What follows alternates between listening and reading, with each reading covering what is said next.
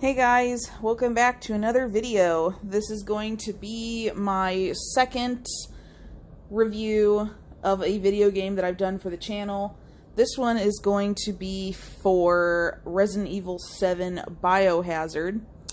Like Dark Pictures, this one is showing old game footage of when I played the game a couple months ago in the background for you guys to watch as you listen to my review.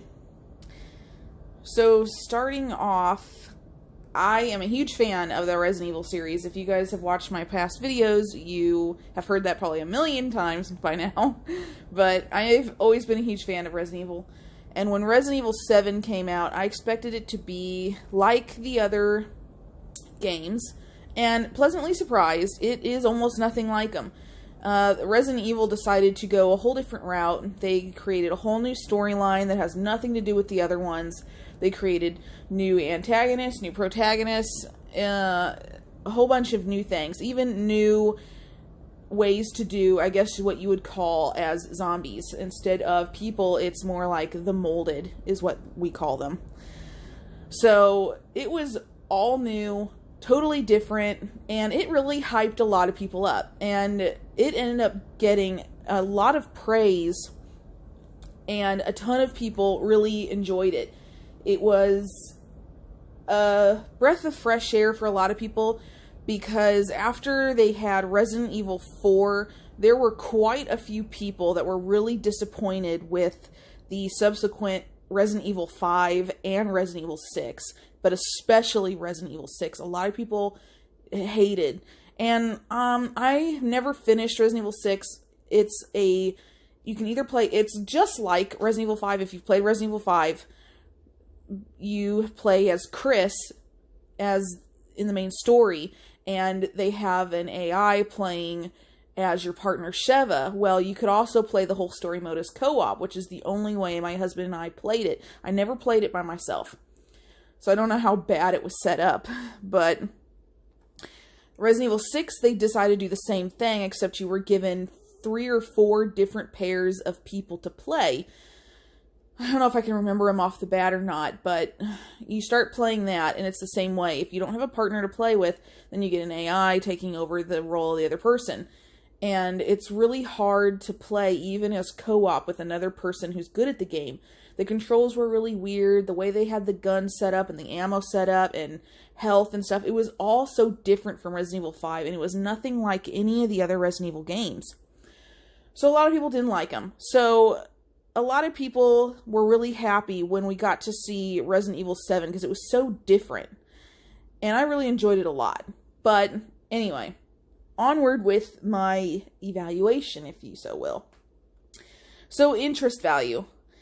This game, if I remember correctly, came out in 2016. I thought it came out later than that, but I guess not.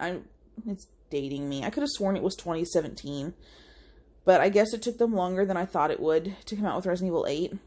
But if I'm wrong, you guys can correct me. But that's what I thought, was that it came out in 2016. Or 2017. So, at the time, these were fantastic graphics. My lighting is a whole lot better on Resident Evil 7 than it was for Little Hope. So, I hope it looks a lot better to you guys, but yeah, just watching it even now as it plays along, it's way better than what it was. But the graphics are phenomenal, like on par with the Dark Pictures. But interest value, if you are familiar with the series, then the case definitely stands out and it's noticeable. If you are not a player of Resident Evil, the title is big enough and bold enough on the front cover that you would recognize it immediately. I mean, what gamer from the past 20 years has no idea what Resident Evil is? But basically, the front cover shows exactly what we just saw a little bit ago in this video. It's a picture of the house, and it looks like a little girl standing in front of it, the sun coming over the house. And then it just has the Resident Evil Biohazard right in the front in big bold letters. Now, the back says, "Fear comes home.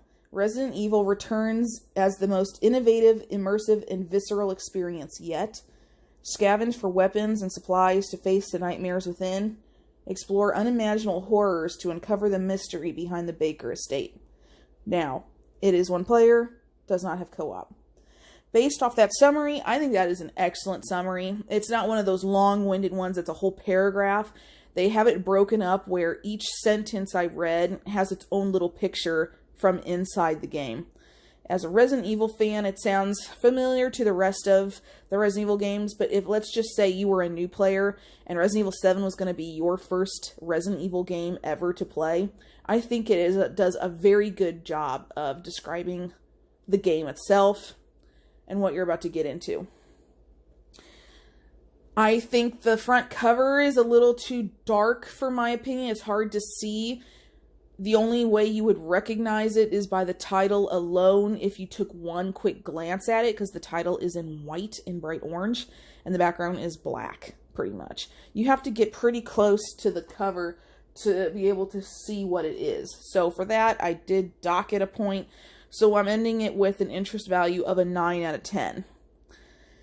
Ease of control. The controls are very easy to learn, especially if you're used to playing other Resident Evil games or even Call of Duty games, Modern Warfare, anything that has to do with pointing, shooting, reloading of the sort. There are not too many to figure out, but you do have the ability to go into the menu and change the buttons as well, as like most games, so I gave it a 10 out of 10. Graphics, as I was saying earlier, the graphics are phenomenal, in my opinion, especially for that year. This came out, and that was something that got the attention of so many people, was how lifelike it looks. The scares are scarier because it is so lifelike. It feels like you could reach into the screen and touch a lot of these things. Let's see. The game lighting can be changed, which I like a lot about games, especially for horror games. You can change lighting and make it lighter or darker depending on how you like to play. But as, you know, a YouTuber, you can't have it too bright, because then it's too bright for the camera, or too dark and you can't see jack. So it was really nice to be able to have a way to change it up and down as needed. So I gave it a 9 out of 10 for the graphics. Freedom of the game. There is quite a bit of freedom in the game. You can move around, and there are plenty of areas to explore. And I forgot to mention the whole spoiler warning at the beginning. If you guys have any interest in playing this game and don't want to see this, I guess you could just look away if you want to hear my review, but I will be talking about some of the things. So if you've played this game, you'll know what I'm talking about. But there's at least 1, 2, 3, 4... 5. There's like 5 or 6 different big areas of the game. And yes, you have to unlock them slowly as you move through the game. But once you have one area unlocked, you have the ability to go back into that one again and research it in case you miss things. So technically there's a lot of freedom in the game. You can go as you please. Go back and read and do some things. Of course, there is a storyline. The farther you get, you know, the more you unlock, the more you have to do, the closer you get to the end of the game. But you do have some little bit of freedom to go and search for items or look at things, and you're not stuck to one horizontal path like Dark Pictures was. So because of this, I decided to rate it a 9 out of 10 in terms of the freedom. The game story, I think it has a fantastic story. Yes, it has a whole different idea behind it compared to the other Resident Evil games, but I think that's what attracted a lot of new fans to it, was it wasn't like the other ones. It's its own brand new story that they came out with. Took them, I don't even know how long to come up with this story, and I think it was a well thought out story. I mean, you're following a guy who's looking for his, I think it's his wife. No. Girlfriend? Fiance? Something of the sort. I can't remember. Might be girlfriend. And he's going to find her in the depths of the Louisiana swamp. Now, I don't know about you, but I can guarantee you my husband probably wouldn't have gone and trekked out to Louisiana and gone through all these horrors to find me, but who knows. But it is a really good story, and I like how it is in first person. I'm fans of both ways. I like games in first person, and I like them in third person. It just kind of depends on the game itself. The horror aspect of Resident Evil games, it's way better to ramp up the horror if you are in first person. So if you compare this game, Resident Evil 7, in first person, as you can see, to compare to like Resident Evil 4, which is in third person, it is way different. Yes, the scares are still kind of scary in Resident Evil 4, but not as much. And there's a science behind it. Can't even describe to you why. It's almost as if you're experiencing it firsthand. If it's in first person versus third, it almost feels like it's not as real. But I think the game story was fantastic. It had plenty of twists. It had you guessing till the end. So I gave it a 10 out of 10 for game story. The extras. The game has a lot of achievements, as does most games on console, PC, etc., that you can work toward. But you also have the ability throughout the game to search for these little hidden bobbleheads. And you also have the ability to go and find or fix old weapons to use in the game. So it does have a few extras, so I did grant it a 9 out of 10 for that. Now, time. As I explained in the other one, I give a point per hour of the game. I'm an average player, so I figured my time is probably a good average. Not too long, not too short. So I completed the game around 8 hours. So therefore, I gave it an 8 out of 10 for time. I know a lot of people probably think, well, getting a 10-hour game is kind of hard. Well, yeah, I get it. I knew a little bit about this game, so I did know where a lot of things were, so maybe some other players might have hit 9 hours, but I did take my time with it, and I didn't remember freaking everything, but I think, in my opinion, 1 point per hour is fair. I think a lot of games nowadays, if you're going to be charging $60 for them, then they should at least be a minimum of 10 hours, in my opinion, but that's just me. Anyway, moving on to replayability. The game does have replayability value. There are a couple different difficulties you can choose. I think you can only unlock the hardest once, I think it's Madhouse, once you defeat like hard or veteran or whatever it's called. You do have the ability to go and find more objects that you probably didn't find the first time. There are more achievements to unlock. Plus, on top of that, after the game came out, Resident Evil had some DLCs that came out that explained what happened to the cameramen, as you can see in this little video. You find out what happened to these 3 people. You get a little background on the father, and then you get background on Zoe, who is the daughter, and what happened to her after the events of Resident Evil 7. I have played them. I did not play them for the channel, but with all those facts in mind, I gave it a 9 out of 10 for replayability. Price, I pre-ordered it.